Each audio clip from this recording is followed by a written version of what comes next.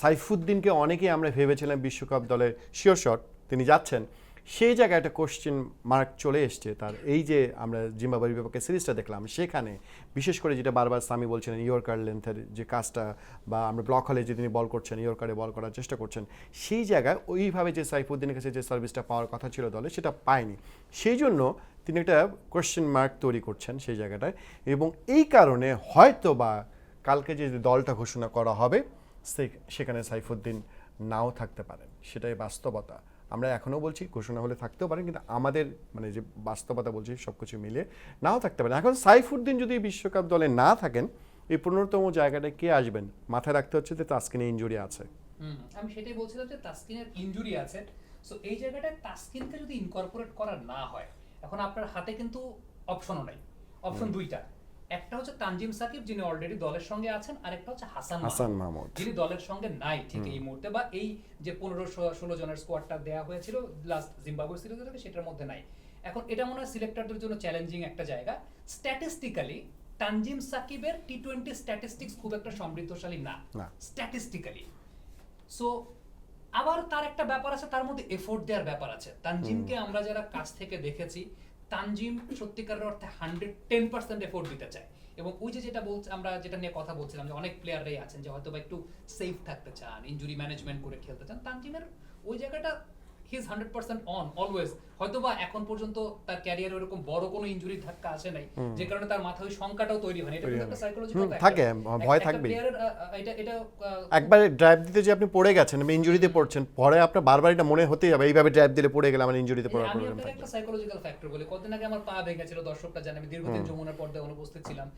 ঠিক যে জায়গাটা পা ভেঙেছে ওই জায়গাটা যখন আমি হাঁটাহাঁটি করি, আমার ব্যাক অফ মাই মাইন্ড আমার কিন্তু চিন্তা থাকে যে আবার কি আবার পা মচকে যাবে কিনা এই জায়গাটায়। সো যে সমস্ত পেজগুলোতে দেখা যায় যে একবার ইনজুরি আক্রান্ত তারা হয়ে এসেছেন, তাদের ব্যাক অফ দেয়ার মাইন্ড একটা নিজেকে টেক কেয়ার করে খেলার একটা ব্যাপার থাকে। তারা সাইকোলজিক্যালি বডি অটো তাদের দেখা যায় যে অনেক সময় বল চলে যাচ্ছে, বডি অটো, মাইন্ড তাদেরকে সিগন্যাল দিতে চাইছে না, বিষয়টা এরকম হয় যে টাইম দিস না।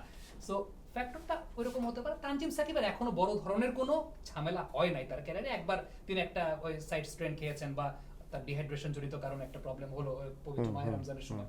সো এটা ছাড়া তার আর কিছু হয় না। সো তার এফোর্টটা একটা বড় বিবেচনায় আসতে পারে, যে ফ্রেশ লেগস, এফোর্ট ভালো, তাছাড়া আপনি দলের সঙ্গে রেখেছে একটা প্রসেসের মধ্যে আছে, মেবি সেই জায়গাটায় তানজিম সাকিব হতে পারে। আবার সিলেক্টররা যদি ওইভাবে একটু চিন্তা করতে চান যে ঠিক আছে, পেস একটা বড় ফ্যাক্টর, ফ্রন্টলাইন পেসার একটা বড় ফ্যাক্টর, এক্সপেরিয়েন্স একটা বড় ফ্যাক্টর, হাসান মাহমুদকে তারা যদি বিবেচনা করতে চান সেটা করতে পারেন, কিন্তু আমার কাছে মনে হয় খুব ন্যারো চান্স। হয়তো হাসান মাহমুদকে বিবেচনা করবেন না, যেহেতু তানজিম সাকিব প্রসেসের মধ্যে আছেন, দলের সঙ্গে আছেন, তার ওয়ার্ক এথিক্স ভালো এবং এফোর্টের জায়গাটা ভালো। কিন্তু হাসান মাহমুদ সম্ভবত ওয়ার্ল্ড কাপ টিমের সঙ্গে যাবেন, স্ট্যান্ড বাই হিসাবে যাবেন। আমারও দর্শক যেটা মনে হচ্ছে যে তানজিম সাকিবের কথা সৈয়দ আবিদ হোসেন সামি বলছিলেন, তা ব্যাখ্যা দিয়েই বলছিলেন, ব্যাপারটা এরকম হবে তা নয় যে তানজিম সাকিব মানে যে প্রসেসটার ভিতর দিয়ে গেছেন, ম্যাচ খেলেছেন, তিনি তৈরি হওয়ার চেষ্টা করেছেন, সেই জায়গায় এসে হঠাৎ করে নিশ্চয়ই টিম ম্যানেজমেন্ট চাইবে না তাকে পরিবর্তন করে আরেকজন ক্রিকেটারকে নিয়ে আসা।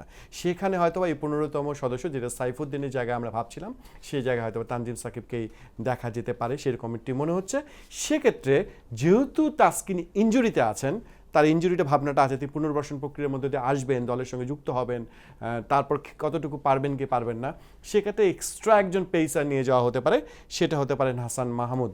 দলের সঙ্গে আলাদা একজন পেসার নিয়ে যাওয়া হবে, এবং আগে হবে কি হবে না আমি জানতাম, যাবে কি যাবে না এরকম একটা শঙ্কা ছিল, কিন্তু তাসকিন যদি ইনজুরিতে থাকেন, এই অবস্থা থেকে যদি দলে ক্যারি করা হয়, নিয়ে যাওয়া হয় 15 জনের মধ্যে, তাহলে অবশ্যই স্ট্যান্ড বাই 2 জন অথবা 3 জন ক্রিকেটার বাংলাদেশ টিমের সঙ্গে যাবেন, যে কি হয় কি না হয় তাকে অন্তত প্রসেসের মধ্যে থাকা, ওই হাসান মাহমুদের দলের সঙ্গেই থাকলেন, যেটা আমরা সৌম্য সরকারের ক্ষেত্রে দেখেছিলাম, তাই তো?